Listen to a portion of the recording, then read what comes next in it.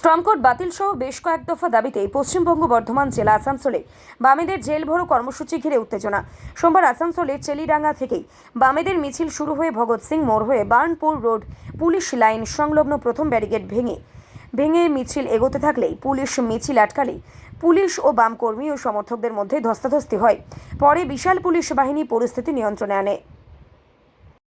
আন্দোলন হচ্ছে যে সংযুক্ত ট্রেড ইউনিয়ন সমূহের ডাকে দিল্লিতে যে কনভেনশন হয়েছিল, সেই কনভেনশনের পরিপ্রেক্ষিতে কতগুলো বিশেষ দাবি নিয়ে জেল ভরো আন্দোলন চলছে, কানুনতর জেল ভরো। এবং এই কানুনতর জেল ভরো আন্দোলন যেটা হচ্ছে, তার মধ্যে যেটা হচ্ছে যে কৃষি নীতি, বিজেপি সরকার যে কৃষি নীতি নিয়েছে, সেই কৃষি নীতির ফলে ভারতবর্ষের কৃষকদের জীবন যন্ত্রণা হয়েছে। তাদের যে কুইন্টাল প্রতি ফসলের দাম, সেটা হচ্ছে যে দিনের পর দিন জিনিসপত্রের দাম বাড়ছে, চাষের জিনিসপত্রের দাম বাড়ছে। 3150 টাকা কুইন্টাল হিসাবে আমরা দাবি করেছি।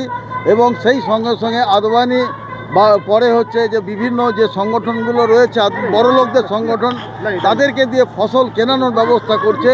এবং এর ফলে কি হচ্ছে, কৃষকরা ক্ষতিগ্রস্ত হচ্ছে। কৃষকদের স্বার্থে আমরা এই আন্দোলন করছি।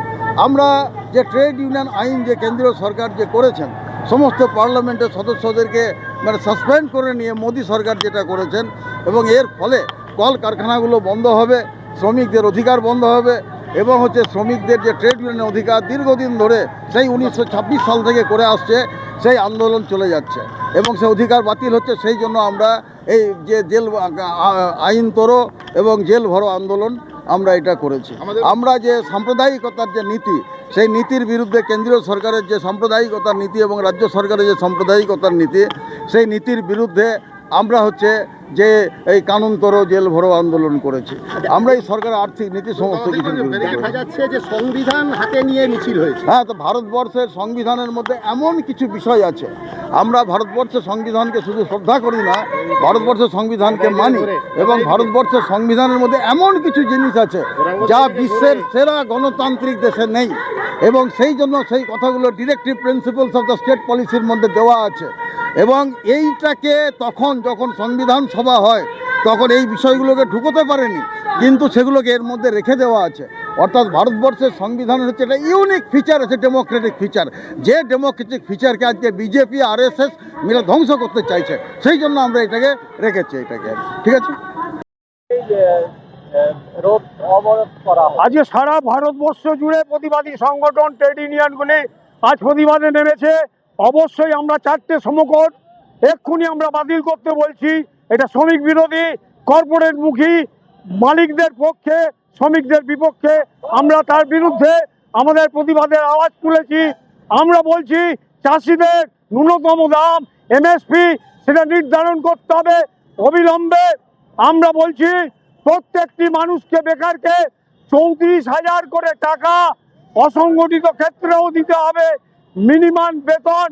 আমরা বলছি SIR এর বৈধ নামগুলোকে অবিলম্বে তুলতে হবে। আমরা বলছি হকারি যতজনকে বের করা হয়েছে তাদের পুনর্নিয়োগ, পুনর্বহাল তার দাবি করতে হবে। দিকে দিকে সাংস্কৃতিক কর্মীদের ওপর, নাট্যকর্মীদের ওপর, রবীন্দ্রনাথের ওপর, সুকান্তের ছবির ওপরে জুতো ঝোলানো হচ্ছে, নজরুল, রবীন্দ্রনাথ, রাহুল সংকীর্তন অবমাননা করা হচ্ছে। এই সমস্ত অপসংস্কৃতির বিরুদ্ধে কেন্দ্রের জল্লাদ বিজেপি সরকার এবং পশ্চিমবঙ্গের জল্লাদ বিজেপি সরকার এই ডবল ইঞ্জিন মানুষের বিরুদ্ধে যাচ্ছে। তাই সমবেত মানুষের যৌথ প্রতিরোধে আমরা একে রুখে দেবো। দিকে দিকে আন্দোলন শুরু হয়েছে, আমরা তারই অংশ। এটা আছে AICC2, ঠিকা মজদুর, এবং আমরা 2-3টি সংগঠন এখানে এক হয়ে এটা করছি। এই আপনার পরিচয়? আমার নাম প্রদীপ বন্দ্যোপাধ্যায়, আমি পশ্চিম বর্ধমান জেলা কমিটির সম্পাদক AICC2।